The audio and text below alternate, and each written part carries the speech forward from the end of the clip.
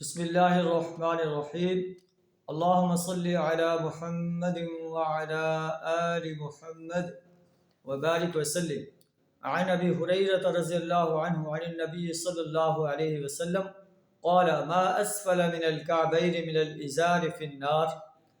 حضرت ابو ہریرہ رضی اللہ تعالیٰ عنہ روایت کرتے ہیں کہ نبی صلی اللہ علیہ وسلم نے فرمایا، جس نے اپنے تہبند کو ٹخنوں سے نیچا کیا وہ آگ میں جلے گا۔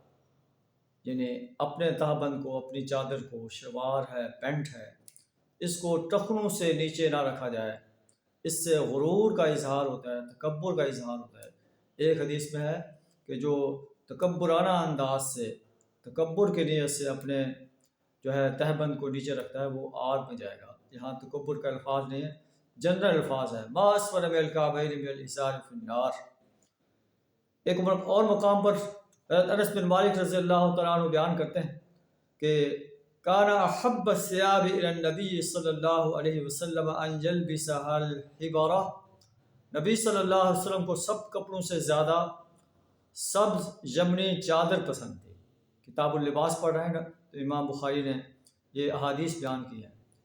ایک اور مقام پر ہے ان عائشہ رضی اللہ عنہا ان رسول اللہ صلی اللہ علیہ وسلم حین توفی سجی ببرد حبرہ۔ جب نبی صلی اللہ علیہ وسلم کی وفات ہو گئی تو آپ کے مبارک لاش پر ایک سبز یمنی چادر ڈال دی گئی۔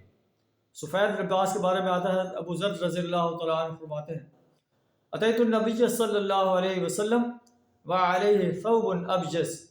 میں نبی صلی اللہ علیہ وسلم کے ہاتھ حاضر ہوا اور آپ کپڑا اوڑھے سو رہے تھے، سفید کپڑا آپ نے اوپر اوڑھا ہوا تھا۔ پھر میں آیا وقد استيقظ، جب میں دوبارہ آیا تو آپ بیدار ہو چکے تھے۔ پھر آپ صلی اللہ علیہ وسلم نے فرمایا ما من عبد قال لا الہ الا اللہ، جو انسان لا الہ الا اللہ کہتا ہے ثم مات علی ذلک، اور پھر اس پر اس کی موت آ جاتی ہے، الا دخل الجنہ، وہ جنت میں داخل ہوگا۔ تو لا الہ الا اللہ محمد الرسول اللہ، اگر انسان کی زبان پر یہ کلمات ہیں اور آخر میں بھی اس کی زبان پر یہ کلمات رہتے ہیں اور اپنی زندگی کے اندر بھی لا الہ الا اللہ محمد الرسول اللہ صلی اللہ علیہ وسلم کا شعور اسے حاصل ہے کہ اس سے اللہ کیا چاہتا ہے، اس پر عمل پیرا رہا ہے، تو اللہ فرماتا ہے کہ داخل الجنہ، وہ جنت میں داخل ہوگا۔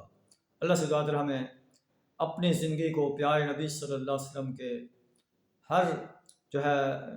اپنی زندگی کو پیارے نبی صلی اللہ علیہ وسلم کے اسوہ کے مطابق بسر کرنے کی توفیق عطا فرمائے۔ وآخر دعوانا ان الحمد للہ رب العالمین۔